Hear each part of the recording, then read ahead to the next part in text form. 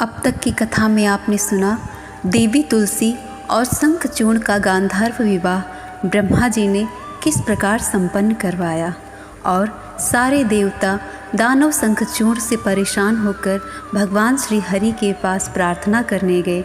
भगवान श्री हरि ने उसके निवारण के लिए क्या उपाय किए, ये हम अब आगे की कथा में श्रवण करेंगे। आगे की कथा में बढ़ने से पहले आप सबसे एक निवेदन है कि कृपया राधे राधे कमेंट में ज़रूर लिखिए और चैनल पर नए हैं तो चैनल को सब्सक्राइब करना ना भूलें। चलिए आगे की कथा में हम श्रवण करते हैं। पुष्पदंत का दूत बनकर शंखचूर्ण के पास जाना और शंखचूर्ण के द्वारा तुलसी के प्रति ज्ञानोपदेश। राधे राधे। भगवान नारायण कहते हैं, नारद, तदंतर ब्रह्मा दानव के संहार कार्य में शंकर को नियुक्त करके स्वयं उसी क्षण अपने स्थान पर चले गए। देवता भी अपने अपने स्थानों को चले गए। तब चंद्रभागा नदी के तट पर एक मनोहर वटवृक्ष के नीचे जाकर देवताओं का अभ्युदय करने के विचार से महादेव जी ने आसन जमा लिया। गंधर्वराज पुष्पदंत शंकर का बड़ा प्रेमी था। उन्होंने उसे दूत बनाकर तुरंत हर्षपूर्वक शंखचूर्ण के पास भेजा। उनकी आज्ञा पाकर पुष्पदंत उसी क्षण शंखचूर्ण के नगर की ओर चल दिया।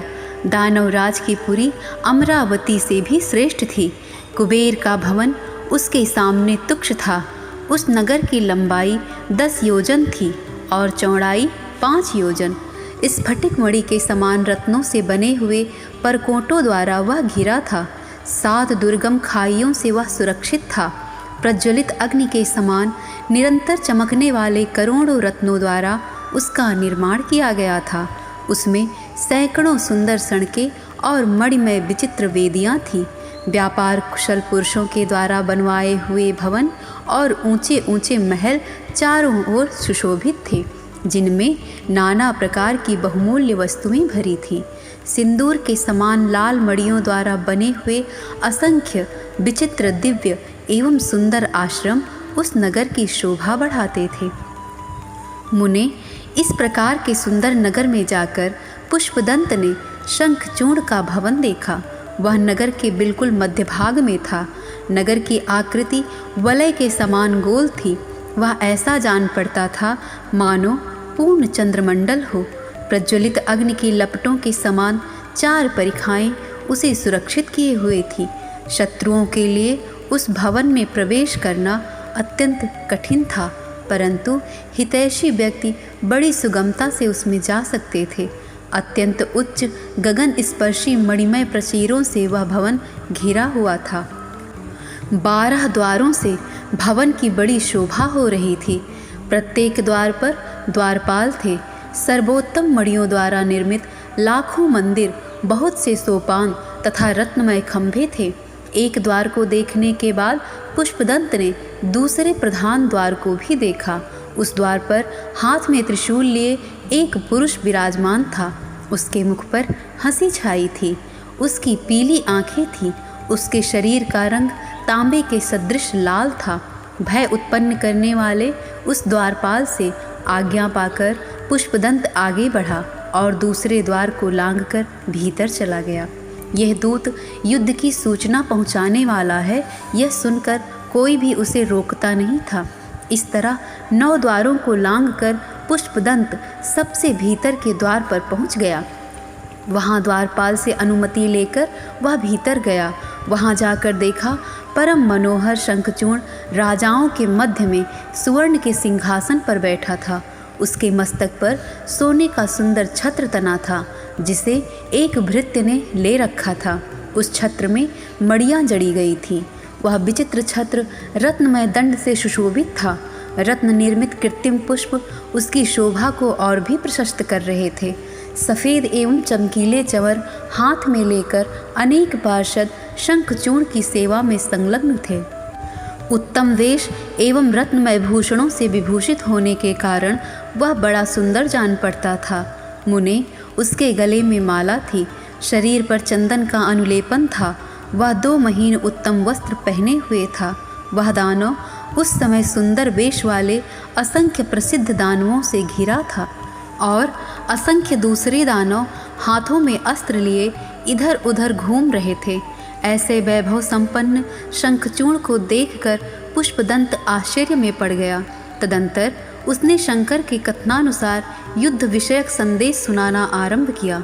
पुष्पदंत ने कहा, राजेंद्र प्रभो, मैं भगवान शंकर का दूत हूँ। मेरा नाम पुष्पदंत है। शंकर जी की कही हुई बातें ही मैं यहाँ आपसे कह रहा हूँ, सुनने की कृपा करें। अब आप देवताओं का राज्य तथा उनका अधिकार उन्हें लौटा दें, क्योंकि वे देवेश्वर श्री हरि की शरण में गए थे। उन प्रभु ने अपना त्रिशूल देकर आपके विनाश के लिए शंकर को भेजा है।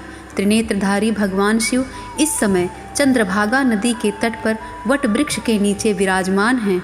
आप या तो देवताओं का राज्य लौटा दें या निश्चित रूप से युद्ध करें। यह भी बता दें कि मैं भगवान शंकर के पास जाकर उनको क्या उत्तर दूं। नारद दूत के रूप में गए हुए पुष्पदंत की बात सुनकर शंखचूड़ ठठाकर हंस पड़ा और बोला, दूत, मैं कल प्रातः काल चलूँगा, तुम जाओ। तब पुष्पदंत तुरंत वट के नीचे विराजमान भगवान शंकर के पास लौट गया और उनसे शंखचूड़ की बात जो स्वयं उसने अपने मुख से कही थी कह सुनाई। साथ ही उसके पास जो सेना आदि युद्धोपकरण थे उनका भी परिचय दिया। इतने में योजनानुसार कार्तिकेय शंकर के समीप आ पहुँचे। वीरभद्र, नंदीश्वर, महाकाल, सुभद्रक, विशालाक्ष, बाणासुर, पिंगलाक्ष, विकंपन, विरूप, विकृति, मणिभद्र, बास्कल, कपिलाक्ष, दीर्घदृष्ट, विकट, ताम्रलोचन, कालकंठ, बलिभद्र, कालजिह्व, 8 भैरव, 11 रुद्र, सूर्य, अग्नि, चंद्रमा, विश्वकर्मा, वायु, वरुण, बुध, मंगल, धर्म, शनि, ईशान और प्रतापी कामदेव आदि भी आ गए। साथ ही उग्रदृष्टा, उग्रचंडा, कोटरा, कैटभी तथा स्वयं 100 भुजा वाली भयंकर भगवती भद्रकाली देवी भी वहां आ गई। वह देवी अतिशय श्रेष्ठ रत्न द्वारा निर्मित विमान पर बैठी थी। उनका विग्रह लाल रंग के वस्त्र से सुशोभित था। उनके गले में लाल पुष्पों की माला थी। सभी अंग लाल चंदन से अनुलिप्त थे। नाचना, हंसना, हर्ष के उल्लास में भरकर मीठे स्वरों में गाना, भक्तों को अभय प्रदान करना तथा शत्रुओं को डराना उन अभय स्वरूपिणी भगवती भद्रकाली का सहज गुण बन गया था। उनके मुख में बड़ी विकराल लंबी जीभ लपलपा रही थी। शंख, चक्र, गदा, पद्म, ढाल, तलवार, धनुष, बाण, 1 योजन विस्तृत वर्तुकलाकार गंभीर खप्पर, गगनचुंबी त्रिशूल, 1 योजन में फैली हुई शक्ति, मुद्गर, मूसल, वज्र, पाश, खेटक, प्रकाशमान फलक, वैष्णवास्त्र, वारुणास्त्र, आग्नेयास्त्र, नागपाश, नारायण अस्त्र, महेश्वरास्त्र, पार्वतास्त्र, सम्मोहन दंड, शतसा अमोघास्त्र, वायव्यास्त्र तथा सैकड़ों दिव्यास्त्र को धारण करके भगवती भद्रकाली अनंत योगिनियों के साथ वहां आकर विराज गई। उनके साथ में अत्यंत भयंकर असंख्य डाकनियों का यूथ भी था। भूत, प्रेत, पिशाच, कूष्मांड, ब्रह्म राक्षस, वेताल राक्षस, यक्ष और किन्नर भी सहयोग देने के लिए आ पहुँचे। इन सबको साथ लेकर स्वामी कार्तिकेय ने अपने पिता चंद्रशेखर शिव को प्रणाम किया और सहायता करने के विचार से उनकी आज्ञा लेकर पास बैठ गए। इधर दूत के चले जाने पर प्रतापी शंखचूड़ अंतःपुर में गया और उसने अपनी पत्नी तुलसी से युद्ध संबंधी बातें बताईं। सुनते ही तुलसी के ओठ और तालु सूख गए। उसका हृदय संतप्त हो उठा। फिर परम साध्वी तुलसी मधुर वाणी में कहने लगी। तुलसी ने कहा, प्राणबंधु नाथ, आप मेरे प्राणों के अधिष्ठाता देव हैं। आप विराजिए, क्षण भर मेरे जीवन की रक्षा कीजिए। मैं अपने नेत्रों से कुछ समय तक तो आदरपूर्वक आपके दर्शन कर लूं। मेरे प्राण फड़फड़ा रहे हैं।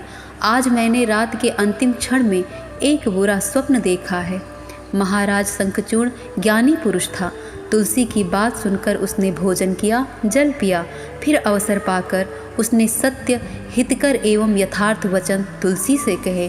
शंखचूड़ बोला, प्रिय, कर्म भोग का सारा निबंध काल के सूत्र में बंधा है। शुभ, हर्ष, सुख, दुख, भय, शोक और मंगल सभी काल के अधीन हैं। समयानुसार वृक्ष उगते, उन पर शाखाएं फैलती, पुष्प लगते और क्रमशः वे फल से लद जाते हैं। फिर काल ही उन फलों को पकाता भी है। बाद में काल के प्रभाव से फूल फल कर वे संपूर्ण वृक्ष नष्ट भी हो जाते हैं। सुंदरी, समय पर विश्व उत्पन्न होता है और समयानुसार उसकी अंतिम घड़ी आ जाती है। काल की महिमा स्वीकार करके ब्रह्मा सृष्टि करते हैं और विष्णु पालन में तत्पर रहते हैं। रुद्र का संहार कार्य भी काल के संकेत पर ही निर्भर है। सभी क्रमशः कालानुसार अपने व्यापार में नियुक्त होते हैं। ब्रह्मा, विष्णु और शिव आदि प्रधान देवताओं के भी अधीश्वर हैं परमात्मा श्री कृष्ण, जो प्रकृति से परे हैं। उन्हीं को सृष्टा, पाता और संहर्ता कहते हैं। वह सदा अपने संपूर्ण अंश से विराजमान रहते हैं। वह ही समय पर स्वेच्छापूर्वक प्रकृति को उत्पन्न करके विश्व में रहने वाले संपूर्ण चराचर पदार्थों को रचते हैं। उन्हें सर्वेश, सर्वरूप, सर्वात्मा और परमेश्वर कहते हैं। वह जन से जन की सृष्टि करते हैं, जन से जन की रक्षा करते तथा जन से जन का संहार करते हैं। परम प्रभु राधा वल्लभ की तुम उपासना करो। उन्हीं की आज्ञा से सदा शीघ्रगामी पवन प्रवाहित होते हैं। सूर्य आकाश में तपते हैं, इंद्र समयानुसार वर्षा करते हैं, मृत्यु प्राणियों में विचरती है, अग्नि यथा अवसर दाह उत्पन्न करते हैं तथा शीतल चंद्रमा भयभीत की भांति आकाश मंडल में चक्कर लगाते हैं। प्रिय, जो मृत्यु की मृत्यु, काल के काल, यमराज के श्रेष्ठ शासक, ब्रह्मा के स्वामी, माता के पिता, जगत की जननी तथा संहार करने वाले की भी संहार करता है, उन परम प्रभु भगवान श्री कृष्ण की शरण में जाओ। प्रिय, यहाँ कौन किनका बंधु है? जो सबके बंधु हैं उन्हीं की तुम उपासना करो। ब्रह्मा ने हम दोनों को एक रस्सी में बांध दिया, इससे तुम्हारे साथ जगत के व्यवहार में मैं फंस गया। पुनः विलग हो जाना विधि की इच्छा पर ही निर्भर है। शोक एवं विपत्ति सामने आने पर अज्ञानी व्यक्ति घबराता है, ना कि पंडित पुरुष। काल चक्र के क्रम से सुख और दुख एक के बाद एक आते जाते ही रहते हैं। अब तुम्हें निश्चय ही वे सर्वेश भगवान नारायण साक्षात पति रूप में प्राप्त होंगे, जिनके लिए बद्रिका आश्रम में रहकर तुम तपस्या कर चुकी हो। तपस्या तथा ब्रह्मा के वर प्रदान से तुम्हें पाने का सुअवसर मुझे प्राप्त हुआ था। कामिनी, उस समय तुम भगवान श्री हरि के लिए तप कर रही थी, अतः अब उन्हीं को प्राप्त करोगी। गोलोक में वृंदावन है, वहीं तुम भगवान गोविंद को पाओगी। मैं भी इस दानवी शरीर का परित्याग करके उसी दिव्यलोक में चलूँगा, वहीं तुम मुझे देख सकोगी और मैं तुम्हें। इस समय जो मैं परम दुर्लभ भारतवर्ष में आया हूँ, इसमें कारण केवल श्री राधा जी का शाप है। प्रिय, सुनो, मेरा गोलोक में पुनः जाना सर्वथा निश्चित है, अतः शोक करने की क्या आवश्यकता है। कांते, तुम भी अब शीघ्र ही इस शरीर का परित्याग करके दिव्य रूप धारण कर श्री हरि को पति रूप से प्राप्त कर लोगी, अतः तनिक भी घबराने की आवश्यकता नहीं है। इस प्रकार शंखचूर्ण तुलसी के साथ सुंदर बातचीत कर रहा था। इतने में सायंकाल का समय हो गया। रत्नमय भवन में पुष्प और चंदन से चर्चित श्रेष्ठ सैया बिछी थी। वह उस पर सो गया और भांति भांति के वैभवों की बात करके उसके मन में स्फुरित होने लगी। उसके भवन में रत्न का दीपक जल रहा था। परम सुंदरी स्त्रियों में रत्न तुलसी सेवा में उपस्थित थी। ज्ञानी शंखचूर्ण ने पुनः तुलसी को दिव्य गान प्रदर्शित करते हुए समझाया। साथ ही शंखचूर्ण ने तुलसी को संपूर्ण शोकों को दूर करने वाले उस उत्तम ज्ञान को बतलाया जो दिव्य भांडीर वन में भगवान श्री कृष्ण की कृपा से उसे प्राप्त हुआ था। ऐसे श्रेष्ठ ज्ञान को पाकर उस देवी का मुख प्रसन्नता से भर गया। समस्त जगत नश्वर है, यह मानकर वह हर्षपूर्वक हास विलास करने लगी। फिर दोनों सुखपूर्वक सो गए। ये भाग यहीं समाप्त होता है। अगले भाग में हम सुनेंगे कि शंखचूड़ का पुष्पभद्रा नदी के तट पर जाना, वहाँ भगवान शंकर के दर्शन तथा उनसे विशद वार्तालाप। राधे राधे। हमारे साथ अगले भाग को सुनने के लिए बने रहिए।